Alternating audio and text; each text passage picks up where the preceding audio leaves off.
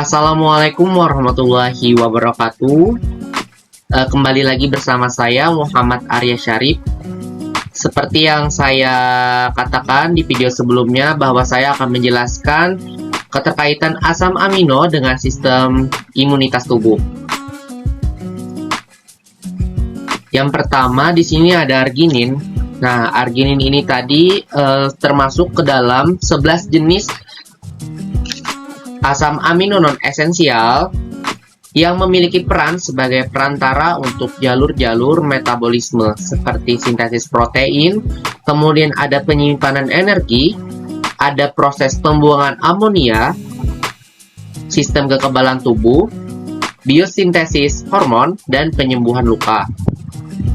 Selain itu juga peningkatan kadar arginin dalam plasma darah berhubungan juga nih dengan peningkatan sekresi berbagai hormon, termasuk prolaktin dan hormon pertumbuhan dari pituitari atau hipofisis. Kemudian ada insulin, glukagon, kemudian ada insulin-like growth factor atau yang dikenal dengan IGF-1 dan katekolamin adrenal. Nah, hormon-hormon yang saya sebutkan tadi itu sangat berfungsi pada sistem imunitas tubuh kita. Kemudian di sini ada prolaktin. Nah, prolaktin ini merupakan hormon-hormon yang diproduksi di bagian depan kelenjar hipofisis, yaitu ada rahim, otak, payudara, prostat, dan lapisan lemak, kulit, dan sel-sel imun lainnya. Produksi hormon ini dikendalikan oleh hormon utama, yaitu ada dopamin dan estrogen. Nah, prolaktin berperan dalam berbagai tahap pematangan sel dendritik dan perkembangan Telfer 1. Jadi, sel dendritik ini adalah sel penyaji antigen yang bersifat profesional yang tugasnya menginformasikan perlawanan terhadap patogen invasif sekaligus juga memperkuat toleransi terhadap antigen diri sendiri dan antigen lingkungan yang tidak berbahaya. Sedangkan sel T ini merupakan pengatur atau dikenal juga dengan limfosit T yang memproduksi zat untuk membantu mengakhiri respon sistem imun tubuh terhadap serangan zat asing. Jadi apabila ada zat asing masuk ke dalam tubuh kita, sel T inilah yang akan berperan dalam hal tersebut. Selanjutnya ada hormon pertumbuhan. Reseptor hormon pertumbuhan adalah anggota dari keluarga reseptor hematopoietin atau yang dikenal dengan reseptor sitokin. Reseptor sitokin ini adalah pengatur penting respon imun antimikrobakteri yang memainkan peran penting dalam memulai dan mengordinasi perekrutan dan aktivasi sel imun selama infeksi, dan juga menginduksi fosforilasi tirosin melalui jalur transducer sinyal atau Janus kinase dan aktivator transkripsi JAK atau STAT. Ketika situasi normal, hormon pertumbuhan ini bukan merupakan persyaratan mutlak untuk perkembangan limfoid dan mieloid. Nah, limfoid ini yang dikaitkan dengan sistem kekebalan adaptif, sedangkan mieloid ini sistem kekebalan bawaan. Namun, dalam situasi stres, hormon ini meningkatkan respon sitokin sel T dan meningkatkan kemampuan penyajian antigen sel dendritik, jumlah sel progenitor hematopoietik di sumsum tulang belakang dan menyebabkan hiperplasia timus. Nah, untuk progenitor hematopoietik ini merupakan kelainan antara kelenjar timus pada anak seperti neoplasma, thymoma, teratoma, dan kista.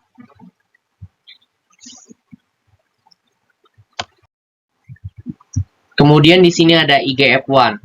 IGF-1 merupakan reseptor hormon pertumbuhan, anggota dari keluarga reseptor hematopoietin atau sitokin, sama seperti hormon pertumbuhan, dan menginduksi fosforilasi tirosin melalui jalur transducer, sinyal Janus kinase, dan aktivator transkripsi JAK dan STAT. Nah, trauma dengan fraktur atau pendarahan akibat hantaman dari luar tubuh atau yang disebabkan luka bakar dalam prosedur bedah yang menyebabkan perubahan fungsi kekebalan dan respon imun ini, akibatnya efek timotropik hormon pertumbuhan dimediasi melalui IGF-1. Hal tersebutlah yang mempengaruhi komplikasi infeksi pada pasca cedera, dan banyak kasus dari pasien trauma, 75% meninggal, diakibatkan komplikasi infeksi dan respon inflamasi ini. Adapun efek arginin dalam imunitas tubuh, yang pertama, efek yang paling menonjol dari tambahan arginin dapat menghentikan imunosupresi. Imunosupresi ini merupakan berkurangnya kapasitas sistem kekebalan tubuh untuk merespon antigen asing secara efektif, termasuk antigen permukaan pada sel tumor. Selain itu juga menghambat penurunan mitogenesis sel T dan menghambat penurunan DTH atau delayed type hypersensitive reaction. Nah, hypersensitivitas ini adalah respon imun yang umum yang terjadi melalui aksi langsung sel T yang tersensitisasi ketika distimulasi melalui kontak dengan antigen. Selain itu juga dapat menghambat pertumbuhan makrofag dan sitoksisitas sel penyembuh alami dan salah satu faktor mempercepat penyembuhan luka. Kemudian ada glutamin.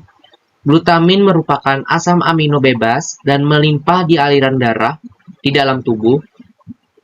Glutamin ini disebut semi-esensial karena bisa disintesis oleh tubuh apabila prekursor yaitu glutamat menyumbangkan 50% asam amino bebas dalam tubuh manusia secara kuantitatif. Glutamin ini asam amino yang sangat penting dalam transportasi nitrogen antar organ. Kemudian, jaringan yang memproduksi glutamin ini dalam jumlah spesifik dan melepasnya ke dalam aliran darah, kemudian ke otak, paru-paru, otot rangka, dan jaringan adiposa. Lalu ada sekitar 60% glutamin dilepaskan oleh otot rangka manusia yang berasal dari sintesis de novo. Sintesis de novo ini merupakan sintesis molekul kompleks dari molekul yang sederhana seperti gula atau asam amino sebagai lawan dari daur ulang setelah degradasi parsial. Dan sisanya dari pemecahan protein. Kemudian di sini ada glutamin sintesis. Glutamin dibentuk dari sebuah kerja enzim glutamin sintesis. Nah, glutamat sintase merupakan enzim yang bereaksi pada reaksi yang irreversibel, namun glutamat dehidrogenase berperan dalam reaksi yang dapat balik, yang bersifat reversibel. Kemudian glutamin dibentuk langsung dari glutamat dan amonia, dan energi untuk sintesis ini didapatkan dari adenosine trifosfat atau ATP. Aktivitas glutamat sintase berlokasi di sitoplasma. Lalu di sini ada peranan glutamin dalam metabolisme. Di dalam organ berperan sebagai metabolisme glutamin, dan di dalam hati berperan sebagai sintesis glukosa, sintesis asam amino, sintesis urea, dan sintesis glutathione yang melalui glutamat. Kemudian di ginjal berperan dalam sintesis glukosa, keseimbangan asam basa, dan berperan dalam pembentukan energi untuk tubuh. Di dalam usus halus juga berperan sebagai pembentukan energi, dan selain itu juga berperan dalam sistem imunitas tubuh. Jadi peran glutamin ini sangat penting untuk sel-sel neutrofil, makrofag, dan limfosit. Ketersediaan glutamin sangat mempengaruhi pembentukan mitogenesis sel, limfosit yang menjadi sel T. Selain itu, diferensiasi limfosit B menjadi sel antibodi yang dipengaruhi oleh ketersediaan glutamin. Selanjutnya, ada asam amino sulfur dan glutathione. Nah, metionin merupakan salah satu bagian asam amino esensial dan sitein merupakan asam amino non-esensial. Metonin dan sitein ini merupakan salah satu hubungan metabolisme yang paling saling terikat dan memiliki produk akhir yaitu glutathione, taurin, dan protein yang berfungsi sebagai sistem imunitas tubuh.